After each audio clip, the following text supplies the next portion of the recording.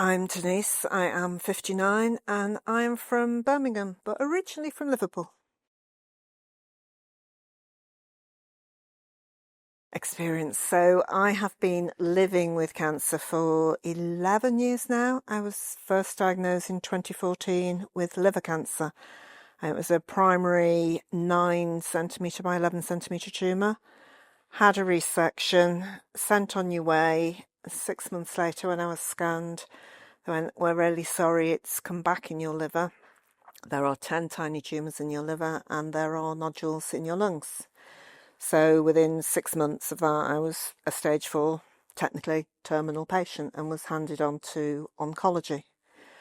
Liver cancer is quite difficult to treat, and so I was almost written off at the start in that they wanted to sign me off to palliative care. I said, no, I'd really like to try some treatment. So started treatment for that, and then 12 months later there was a new drug on the block, immunotherapy, and everyone was talking about, oh, this is the new wonder cancer treatment drug. And so you go, can I have immunotherapy, please? And the oncologist was like, no, it's not available for liver cancer. And every time I went in, I went, can I have immunotherapy, please? And eventually she sort of relented and went, right, I'll go and find out if there's any trials. And I was really lucky to get on a phase 2 clinical trial, which meant I did have to travel from Birmingham up to Liverpool every 3 weeks. Was on the trial for 2 years, and it cleared the tumours in my liver, the tumours in my lung. So you can come back from stage 4, which is remarkable and also gives you an awful lot of hope that you can get there. Unfortunately, when I was on the trial, they said, you do know there's a 1 centimetre tumour in your breast, which nobody had ever mentioned. I went, no. So it was then, you're back on the let's start again. So after the trial was completed, I had a lumpectomy, radiotherapy. Right, you're fine, off you go.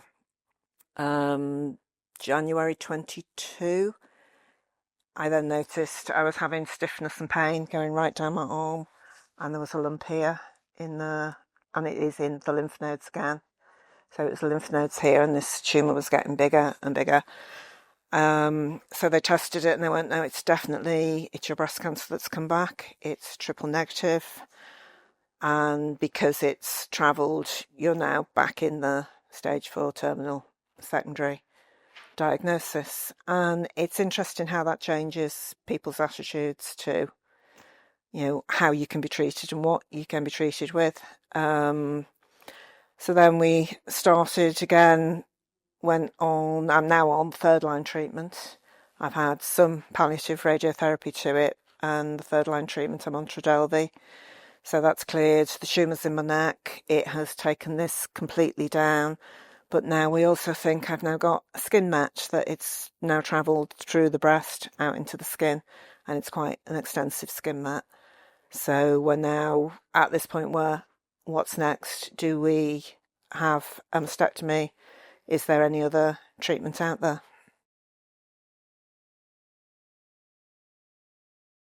I am in a bit of it's very much a dilemma, because when you're in the secondary cancer diagnosis, you're very often refused surgery or invasive treatments because the risk of spreading it is intense. And I have only got cancer at the moment in the breast and the potential in the lymph nodes again. All my organs are clear. So there's that dilemma. If you cut me, do I seed somewhere else? But you secondary breast cancer, does that matter? You're on treatment, it will hopefully hold it, but it might accelerate things. So there's that aspect to it. There's the frustration that I know it's breast cancer that's in the skin, but as a breast cancer patient, you cannot access treatments that are out there for skin cancer, which could work. So there is a chemotherapy cream which is used for skin cancer, but it's not been trialled for breast cancer, so you can't access it. But we're in that position where we're guinea pigs. we're willing to try because we haven't got anything to lose. But you can't get that. You can't get across that sort of, no, it's breast cancer, it can't be used for that. It's not licensed, we're not allowed to use it. And that is really, makes me angry and frustrated that we can't do that. We're excluded from trials because we're secondary patients. We're excluded from trials because we've been overtreated. We're on second or third line treatments, or you've got a met in the wrong place. But if they used us more and they could cure us, then you can cure everybody. But all the money goes into treating primary breast cancer and trialling stuff for them. And I'm very grateful that I'm now on one of the newer drugs and that it is available. But there is still a long way to go.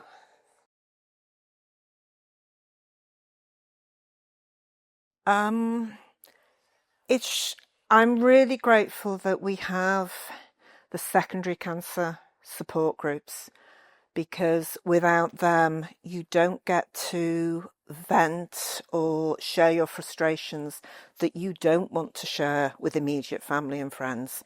And it's a group of people, a group of ladies that get it because they're in the same situation or something similar, and somebody's always got a really good piece of advice or a piece of signposting.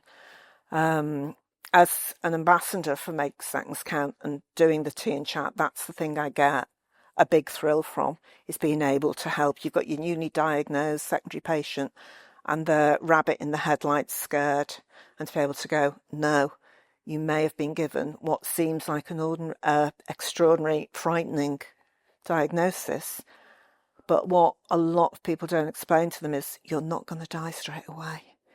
Stage 4 is such a heavy label, and you're not terminal until you've run out of treatment options. And that's the message I think needs to get across. You're treatable but not curable, but you're not terminal until you've been through all those treatments. Family tend to just truck along, and I think they keep an awful lot to themselves. I think when you're poorly, they get worried. But if you're functioning and carrying on as mum and as normal, then everything just ticks along. And I'll be honest, we don't talk about it a lot.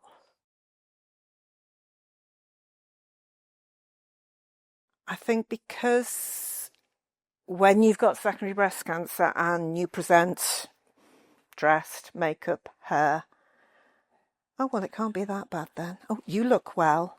But they don't see you on the days when you can't get out of bed or the days where you're extremely fatigued. And they don't see what it takes to do those getting up and going out days. That, yeah, I went to London for the day and I did over 10,000 steps, but then I spent 2 days going, oh, I can't move. Or the amount of pills you have to take to keep you in that situation, or what you bring out with you as just in cases. That you've got a PICC line in one arm, which means you can't swim, you can't put your arm in the bath. It's all of the things that are hidden underneath that they don't see. And we mask it because, yeah, no, I'm fine today, I'm okay. But they don't see the other side.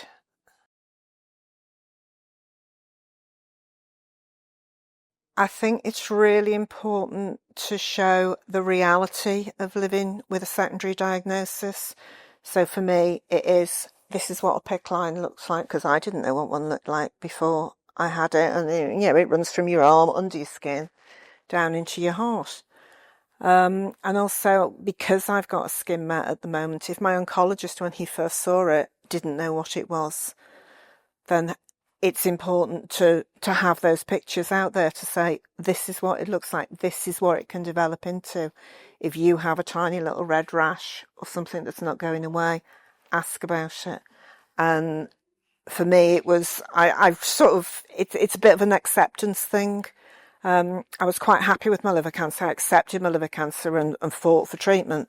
This has been a lot harder to accept because, again, it's your body reacting to you and trying to kill you in a way. But why?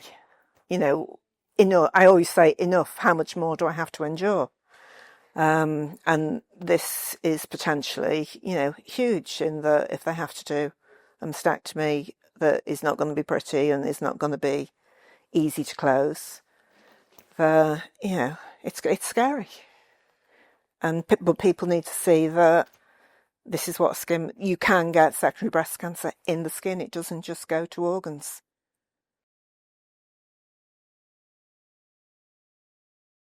If you're newly diagnosed, find your tribe. Find the people you can speak to who've been through it, who can advise you, who can reassure you. It's not the terminal diagnosis that you initially think of. You can live well and you can live for a long time with it.